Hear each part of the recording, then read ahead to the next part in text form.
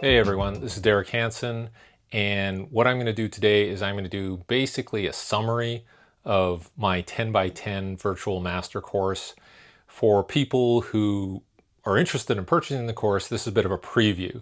If you don't have time to go through the course or you can't afford it because it is a bit pricey, and I just wanted to create something that will give you a bit of a snapshot that you can walk away with and go, oh, okay, I understand the concepts, what he's getting at. I can fool around with it a bit. Maybe down the road you'll want to watch the full course.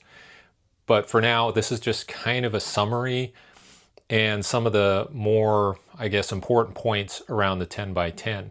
So how I'm going to structure it is I'm going to go through and talk about the course itself, the outline. And we're just going to go through the course outline so that you understand what would be covered in that course, what's the important stuff to pull out from that course. And again, if you want to do a deeper dive, you can jump into the course and we can, have some conversation in terms of questions and we can answer deeper questions once you get into the course and you're part of that community. But for now, we're just going to talk about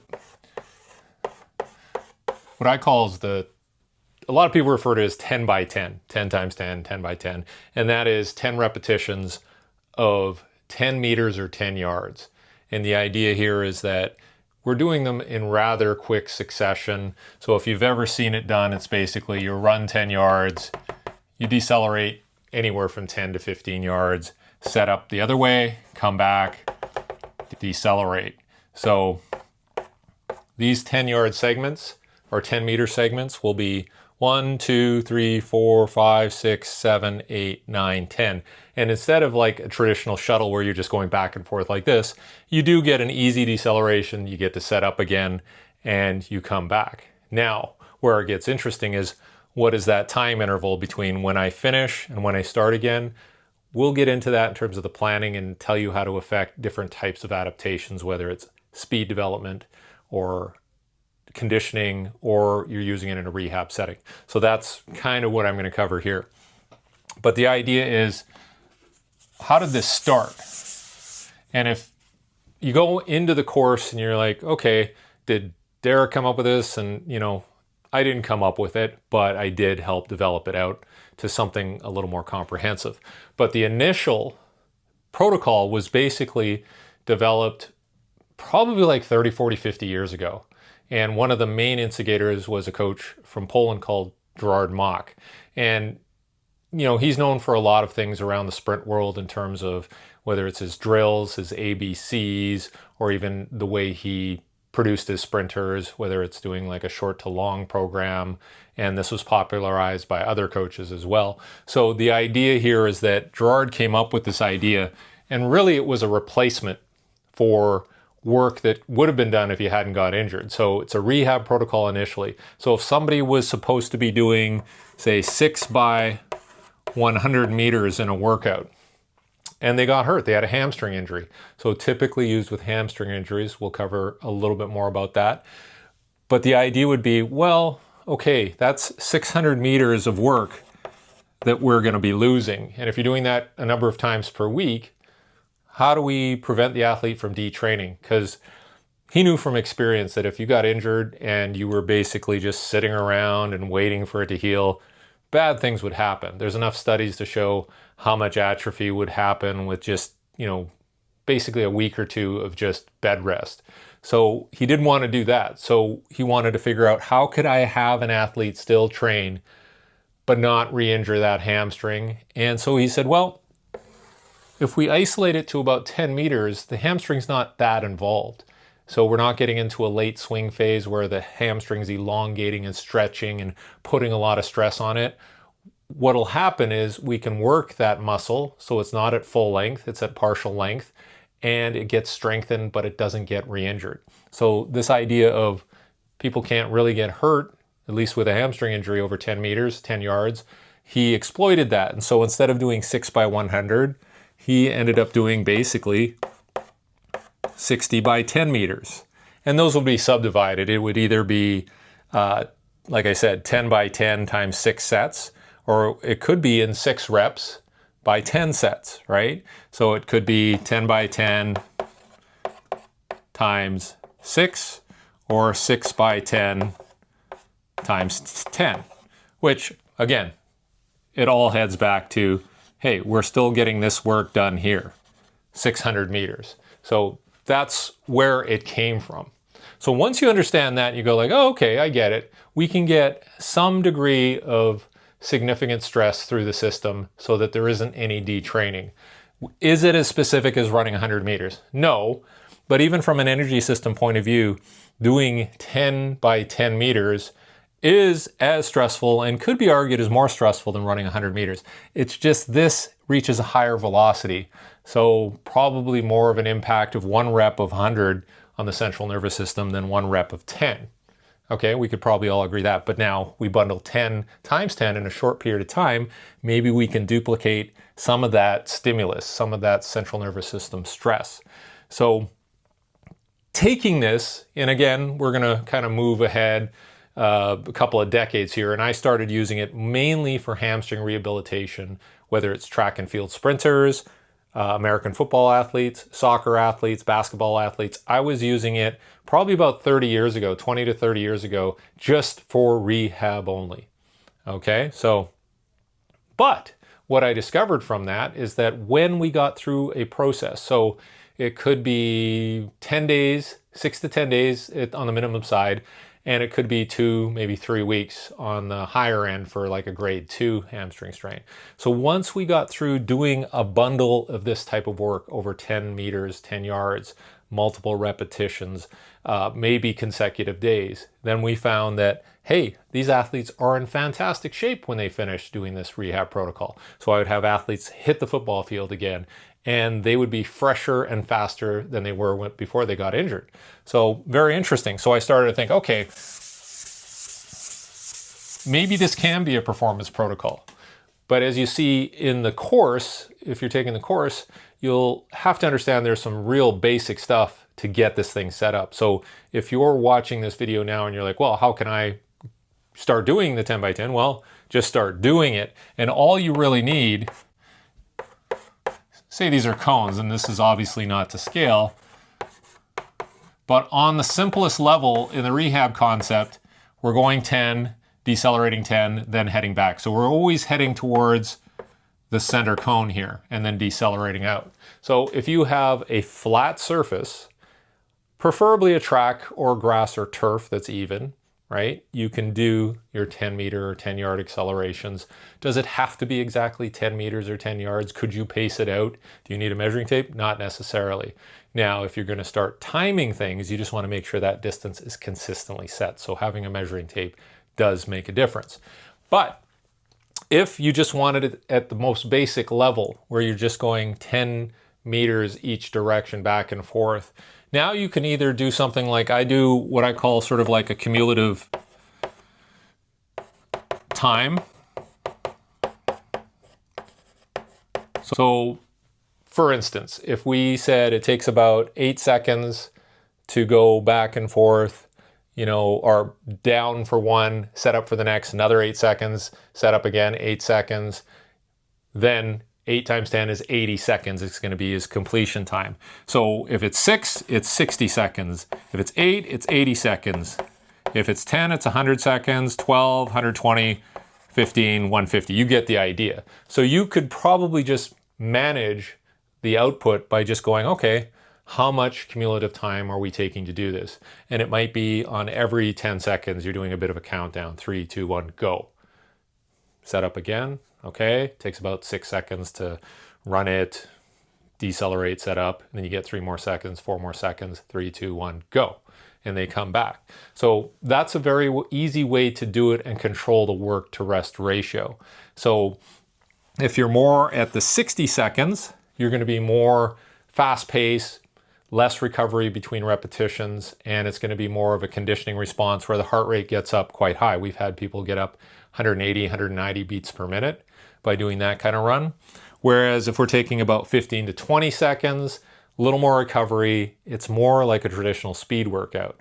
But remember I said, we're not taking a minute per 10 meters, we're taking much less, because I found that you don't get up to any higher than about 70 to 75% of max velocity, right? So if I run 10 meters, that's probably going to be about 70 to 75% of my maximum velocity.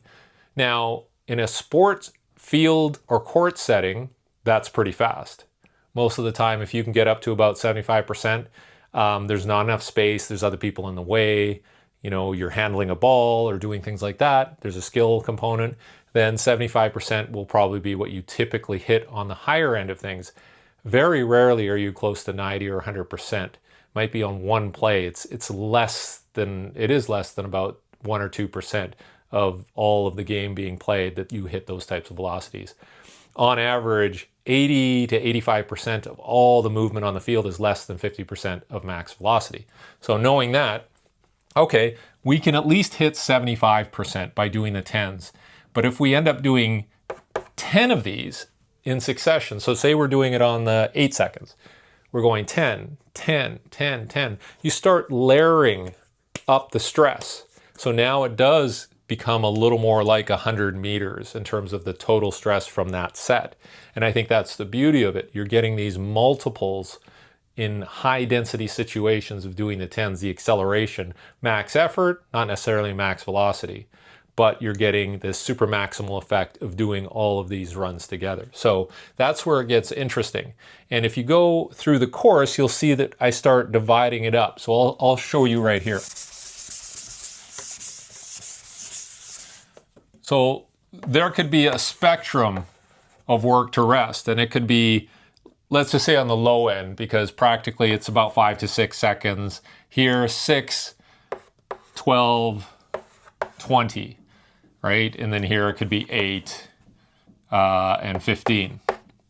But typically here, this is kind of the pace where we do a run, take your time, set up, come back, that we do for more of the rehab or RTP, right? This over here, a little more continuous, less rest is going to be conditioning, right? And then over here is going to be more pure acceleration, and for lack of a better word, we'll say speed. So we have this spectrum that we can work with, right? And if this is 60 seconds completion time, then over here, we're 200 seconds, you know, roughly just over 3 minutes to complete. So you can map this out and go, okay, today we're going to be just working on speed. So we're going to be at this far end. And then we're going to finish off with 2 sets with 60-second completion time. We're going to do a little conditioning. So it gets very easy to work either end of the spectrum within a shorter period of time, right? And remember, because of the density piece, if we're doing 60 seconds, and I'll typically take about 3-minute breaks between sets, right? So 60 seconds, 3 minutes, that's 4 minutes. Then we do another 60-second, 5 minutes, plus another set, 3 minutes, 8 minutes, 9 minutes. So in 9 minutes, we've done 300 meters or 300 yards, 30 reps of acceleration.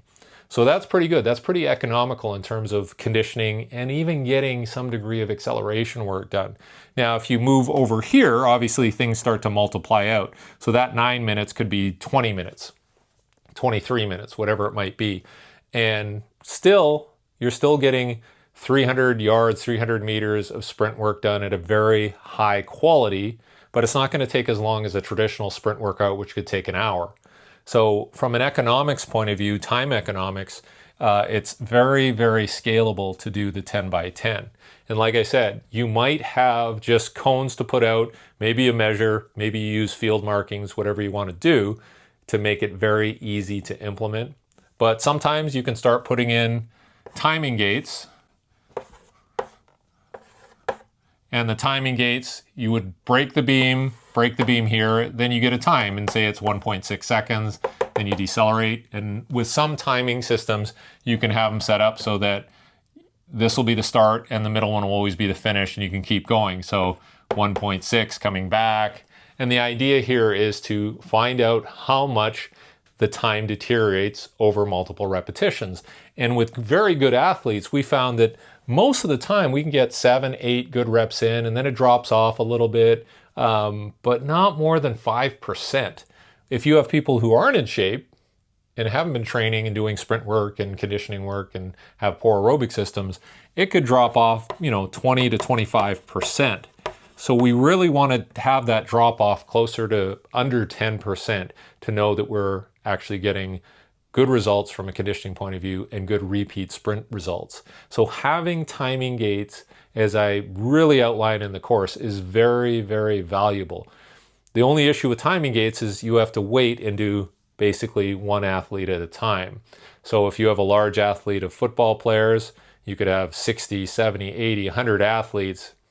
Not very time efficient to use timing gates. So that time to completion works a little better. So if we have GPS technology and everybody has their transponders and their vests, then you could use that to figure out velocities, acceleration rates, deceleration rates. And so we talk about how GPS can be a bit of an advantage, especially if you already have the technology for determining practice loads and game loads. So having some sort of quantifiable way of using the 10 by 10 to monitor your athletes can be very, very practical. And of course, you're going to use this data and compare it against testing results. So if you're running a 30-meter test and you have a 10-meter interval, you'll have a good comparison of what's their best 10-meter time. Well, can we repeat that over multiple reps? If it's a 40-yard dash, it might be a 10-yard time that you're getting an interval time for, and you're comparing it. So the beginning of the season, you may have these times at the beginning of the off season, and then you compare against your 10 by 10. The other part of it is if somebody gets injured and you're using this as a rehab protocol, so now you have their best 10 time, and usually what we try to do is start with 50% slower, or maybe even more in some cases, depending on the severity of the injury. So if it's 50% fast or slower than a 1.6, that's going to be about a 2.3, 2.4 second run. So we can go, okay, we don't want you running any faster in these rehab sprints, any faster than 2.4 seconds. And then the next time you come out, you shave off another 5 or 10%. Okay, a little faster, a little faster. So it's a good way to kind of put a lid on people so that they don't run too fast too quickly in their return to play. So we've talked about conditioning, we've talked about speed, and the other thing you can start to do is you can add some nuance. So if we go conditioning, speed, things that we're targeting, then we can talk about curved runs, and then we talk about deceleration. And as part of deceleration, I also say change of direction as well, so we'll talk a little bit about that. And then we get into what I call sport specific, right? So you can start modifying the 10 by 10 to fit these requirements. So if it's deceleration and change of direction, well, we can start changing. If this is 10 yards here, we can shorten the deceleration distance to 5 yards and say, okay, you have to work on your deceleration as part of these intervals, right? And sometimes I'll also have them do shuttles. So there, back, there, and then they get a break. So we've bundled 3 10-yard sprints back and forth, and then they get a little longer break. I think it's 15 to 20 seconds per repetition.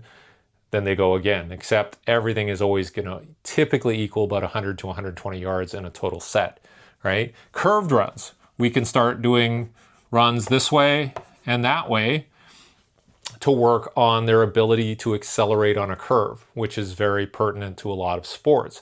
The only thing you have to be careful of is not to make that curve too tight. It's very stressful on the feet. It's very stressful on the ankles, and especially if the ground's a little uneven, you could have some issues with ankles and feet. So typically, I think the radius we're looking at for a lot of these was about 9 to 10 yards at the minimum. So if you take a center circle that you find in a soccer field, like a FIFA standard, that's typically what you'll find is that center circle is about 9 to 10 yards a radius from center to outside of the circle. So that's what we've been using for some of our testing, and then we'll have timing gates set up as part of that so we can measure, okay, how does their acceleration on a curve compared to a linear acceleration, right? And can they maintain that going back and forth? Maybe they're better one direction, but they're not as good on another direction, which is very common. You have track athletes who really are only used to turning left on a track, and maybe they're not as good going the other direction. So curved runs, decels and change of direction, and then sports specific. And so by sports specific, what I'm talking about is I've worked with ice hockey players, so we have them doing on ice 10 by 10, right? We've had athletes doing things like dribbling a basketball or a soccer ball over a 10 by 10. So you can start looking at your sport and going, okay, well, we want to get the benefits of the 10 by 10 from a conditioning point of view and a sprint point of view, but we want to add a little bit of their sport to the actual intervals as well. One of the reasons is obvious, like they get used to doing their sport in quick accelerations. The other one is sometimes the sporting coach likes to see you doing these types of things because it seems more relatable to their sport. Whether it's like, I remember one coach was telling me he was working with a head coach and they just wanted everything to look like basketball. So sometimes that happens and you gotta kind of, make that work for all the coaches. Another area where you can be sport specific would be holding a piece of sporting equipment. So in the case of tennis, you got your racket, lacrosse, stick. I've worked with field hockey, and I've even had people carrying footballs. So you can actually carry a piece of equipment through the 10 by 10 if you want to make it more sport specific. Is that going to help? Maybe it is. Maybe it's just going to be sort of that vibe of like, yeah, we're doing our sport. So I let people do whatever they want as long as they're abiding by some of the work to rest ratios that we've planned. So sport specific, go crazy with it, have some fun with it. But the next most important part is, how do we do our planning?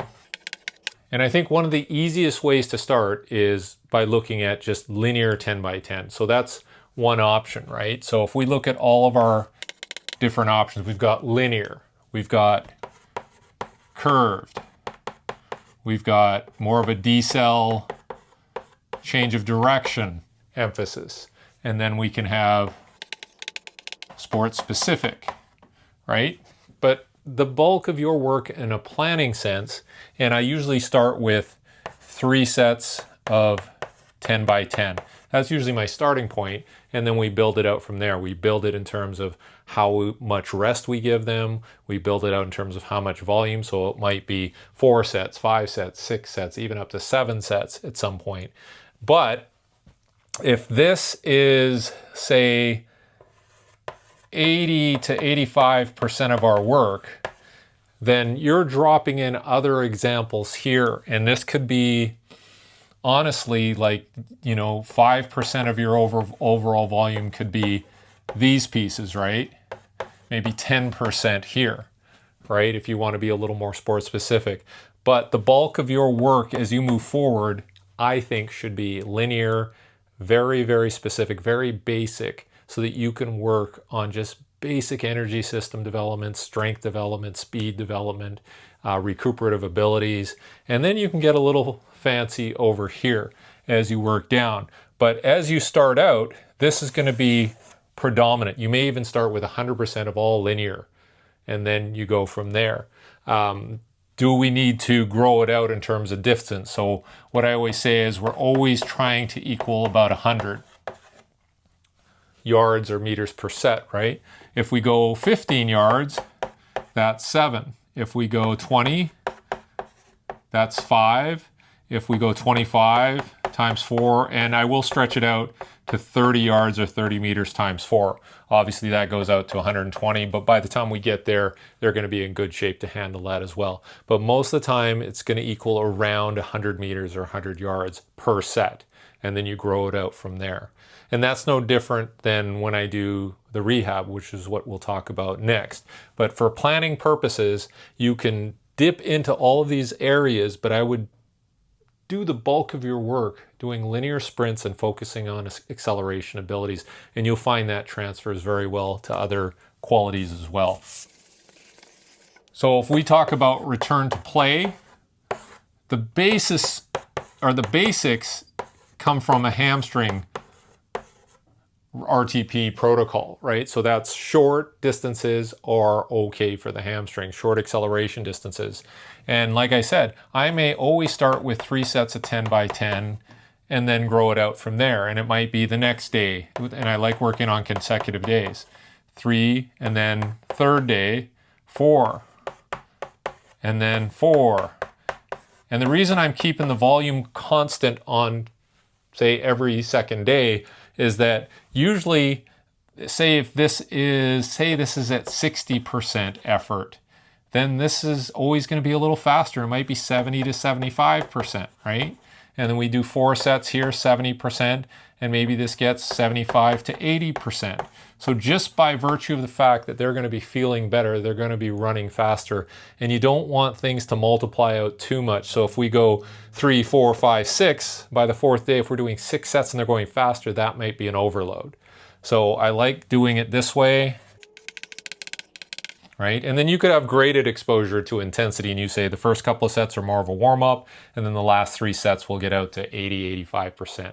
But you get the idea. We're doing consecutive days. Typically, I'll go 1, 2, 3, 4, maybe give an off day, and then 1, 2, 3, 4. So four loading days, 1 recovery day. Maybe they just do upper body weights on that recovery day, and then we hit them again. But consecutive days seems to work very well. So if you're doing hamstring rehab, you can stick with the 10 by 10. So there's 2 ways you can go. And it depends on who you're working with, really. If I'm working with, say, a soccer goalkeeper or a defensive lineman or O-lineman in American football, then I'm probably sticking with 10 by 10 all the way down, and I'm just increasing volume, right? 3, 4, 5, 6 sets, because there's no need for them to really run farther. And I found even when I stick people in 10 by 10 and I multiply out the volumes and I get more load in there, even if they have to run faster, they're usually protected. They're very strong from doing this. Like we've had people report higher Nordboard scores after just doing 10 by 10s for a couple of weeks, like way better, personal best on Nordboard. So we know that it's strengthening the hamstring, okay? The other way could be what I showed you before, where we're starting with 10 by 10 as a base, and this is, this is not necessarily how it would work, but then 15 by 7, 20 by 5, 25 by 4, 30 by 4, and we're going short to long for our hamstring rehab. And that would be more in the case of like a wide receiver, right? Or a track sprinter, right? Or a striker or a midfielder in soccer, European football. So depending on the scenario, you can stick in 10 by 10 load volume, or you can go short to long and load up on volume. So it might be your call as to where you want to take this, but I have had success just keeping them in 10 by 10 and loading up on volume and getting lots of repetitions in. So if that's hamstring, for other injuries like I'll say calf injuries, foot, hip flexor, the only difference with the 10 by 10, the execution is I don't have them doing a falling start and doing more of a hard acceleration from static start. I'll have them maybe give them an extra 5 yards, and I'll have them do sort of an upright build up into it so that then when they hit the first part of the 10, they're upright and tall. So that way they're not putting too much stress through the foot and the calf in like a deep acceleration. The hip flexor can stay on, the leg can stay more on the front side of the body, so you're not pulling the leg through the thigh through, putting more stress on the hip flexor and even the adductors. So upright posture for these exercises or these injuries is critical when implementing the 10 by 10. And eventually you'll work back to those harder accelerations as they get more healthy. But initially everything very upright, so you don't load the posterior chain too much, the lower extremity posterior chain. So that's the main difference for those. And then once everybody gets healthy, then you can get into all the variations, the decelerations, you can get into the curved runs, and you can get into sport-specific applications as well. So in the latter part of the course, when I finish it off, I just ask about like what's going to happen in the future with the protocol, right? And in many respects, I'm giving people ideas on how they can modify the protocol a bit. Obviously, you saw some of the modifications there, but you may start people off in 5-yard accelerations or 5-meter accelerations because you just don't feel comfortable having them go a full 10, right? I would still keep them at 10 to 12 reps. Don't do 20. That's just a lot of repetition. But 5-yard you could do, or if you do 10-meter or yard, you could do maybe times 5 or 6. You don't have to do the full 10 by 10 if you're just onboarding people. So those are some modifications you can do. On the technology side, I talk a lot about things like heart rate monitoring. We talk about local muscle monitoring with the Moxy monitor. So doing NIRS work to see how much oxygen is getting into the muscle, and is it depleting quickly, or is it occluding so you're not getting enough blood through the muscle and it's fatiguing quicker as part of injury monitoring as well. Again, we talk a little bit more about GPS and how you can leverage that, and just talk about other future directions for technology. I think it's going to be big. It's going to be easier to monitor this type of protocol the more advanced technology gets. And the big thing I always talk about is I always like to video for contextual reasons to see how people are running. And if you have large groups and you can't keep track of everybody in real time, maybe you can review it later. So having some sort of video solution, whether it's just like a small camera, action camera on the side, something very cheap, something very easy to implement and that's weatherproof, then I would do that. So final thoughts. And basically what I've said in the course is, start really basic, use the linear approach to loading up acceleration. And then when you feel like you have a good base of fitness, then it can get very interesting.